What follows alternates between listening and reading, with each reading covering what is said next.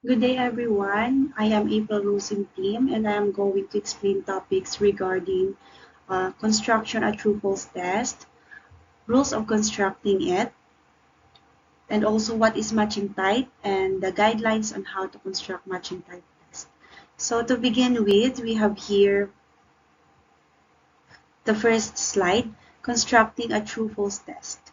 So true-false tests are used to measure a student's ability to recognize facts, cause and effect relationships, and principles.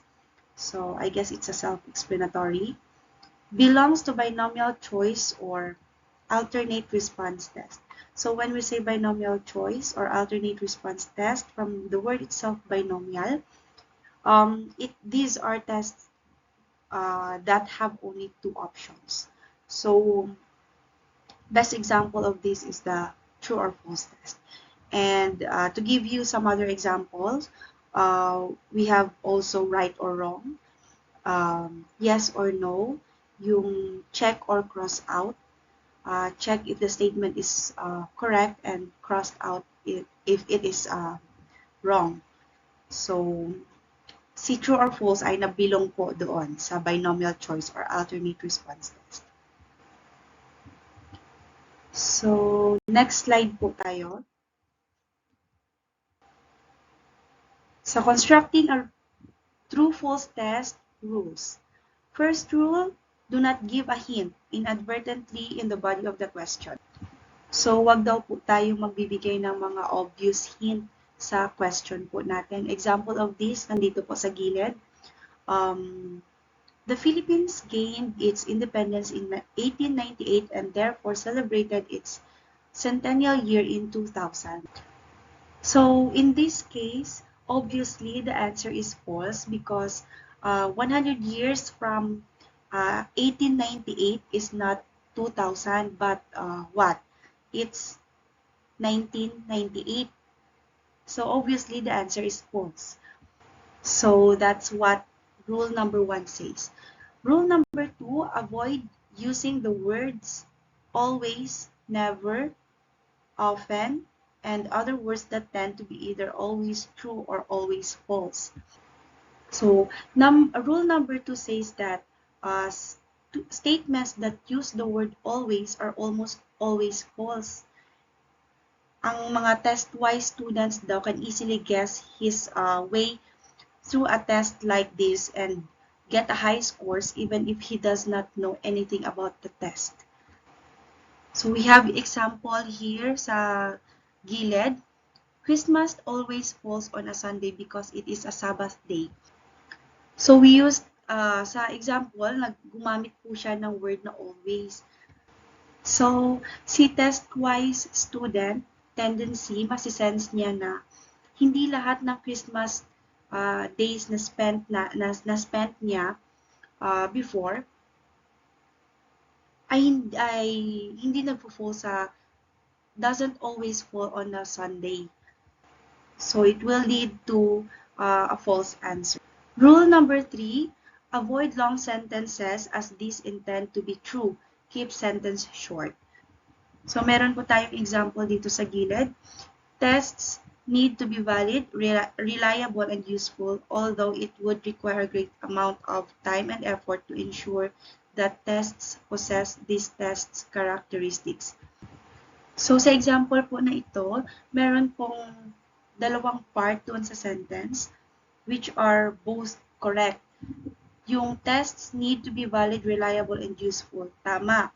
And yung second part is, it would require a great amount of time and effort to ensure that tests possess these tests characteristics. Still, correct siya. So, tendency, ang i-answer ni student is true.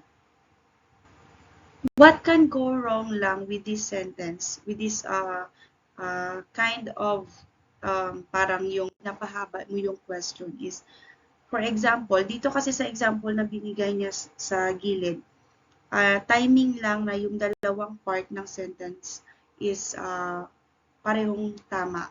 Kaya si student, ang i-answer niya talaga is true. Pero ang tendency kasi minsan, yung mga long sentences po, may part na tama, may part din yun na mali. Like for example, dito sa example natin, kung i-rephrase natin yan, like tests need to be valid, reliable, and useful, although tests need to be valid, reliable, and useful. And then, uh, dudugtungan natin ng i-rephrase natin sa tests need to be valid, reliable, and useful since it takes very little amount of time, money, and effort to construct tests with these characteristics. So, first part niya is true and the second part is false. So, kumbaga the first part of the sentence is true, but the second part is debatable and may in fact be false.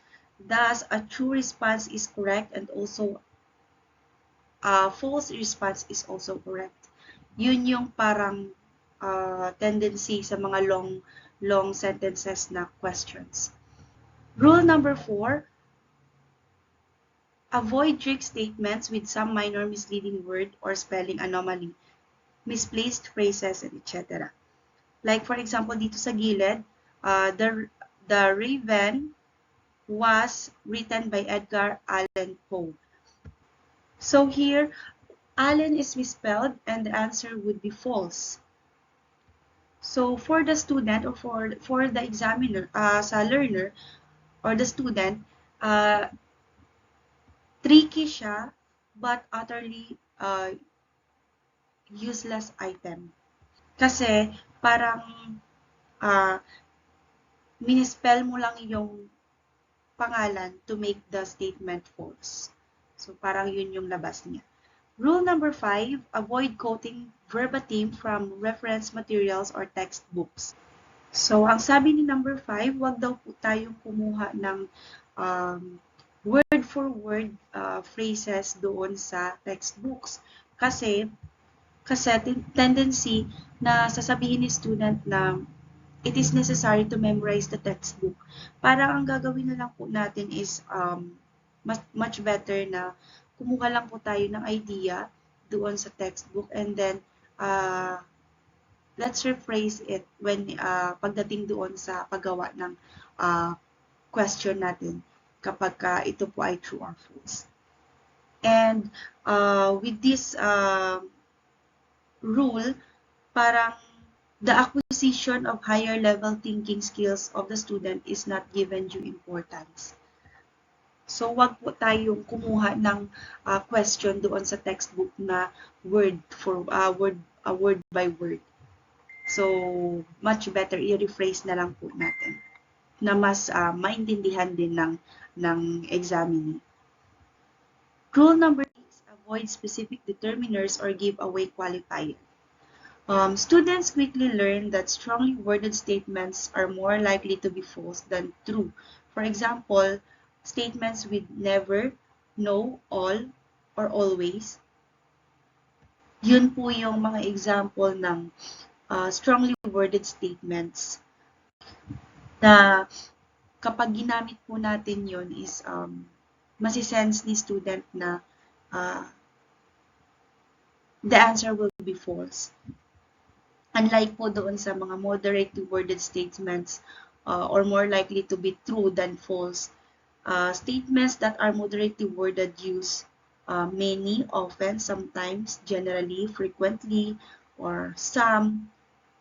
Those words usually should be also avoided kasi masisense din ni examinee that the answer will be true.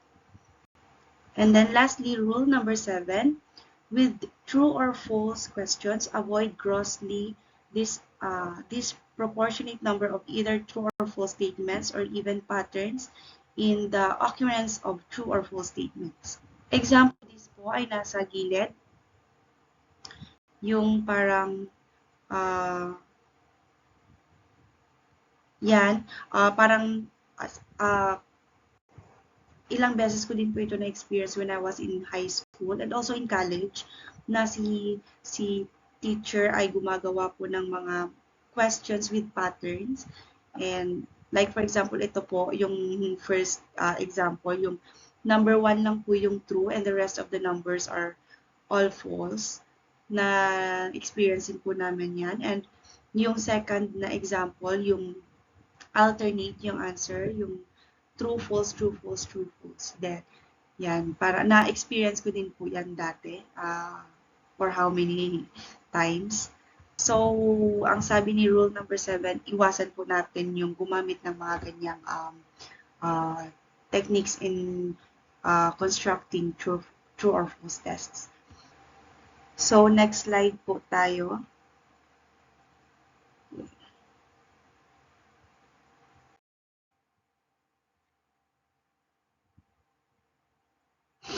Matching type.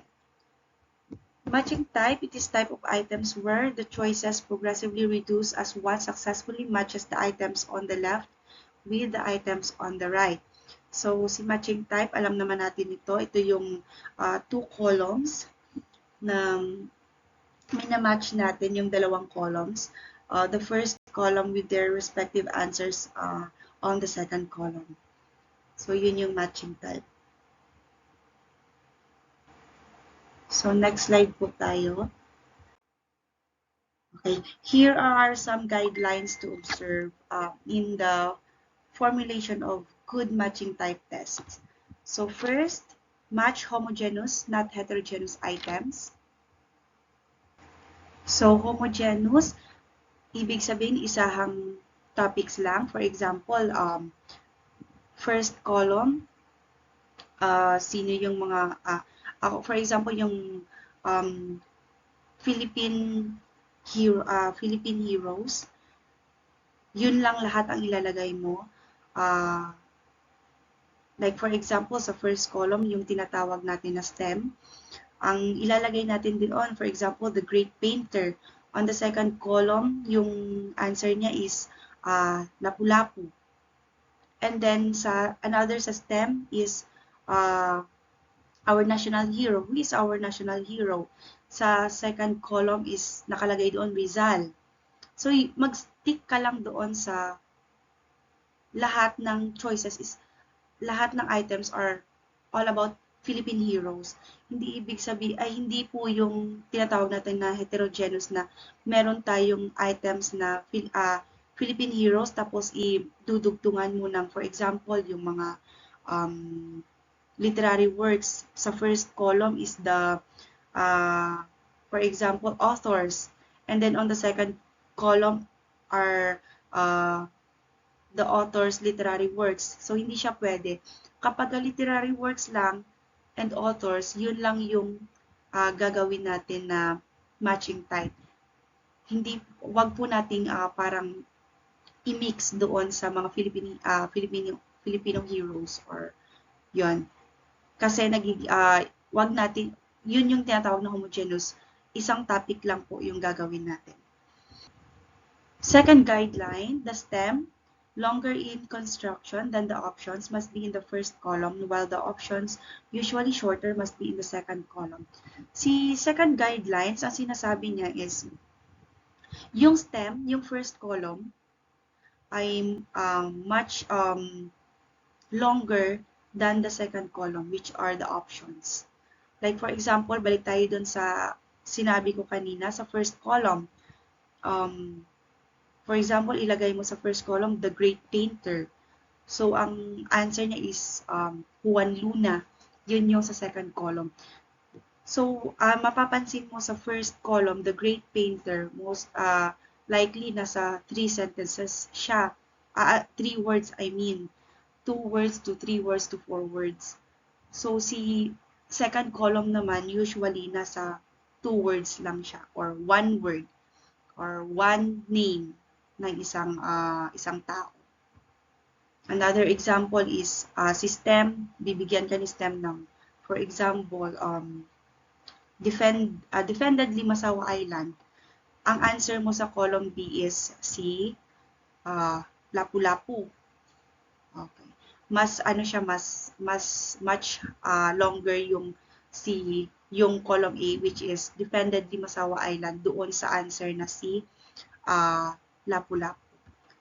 Guideline number 3, the options must be in number than the stems to prevent the student from arriving at the answer by mere process of elimination.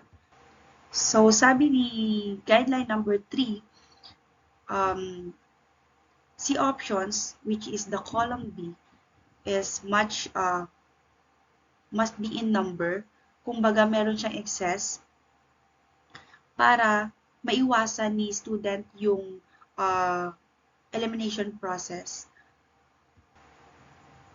And parang at least challenging na din sa kanila sa yung pagsagot nila. Kasi merong excess na isa. Like for example, si column A is 5 items. Yung options niya, you have 6 options. Merong excess na isa. Next, number 4, to help the examinee find the answer easier, arrange the options alphabetically or chronologically.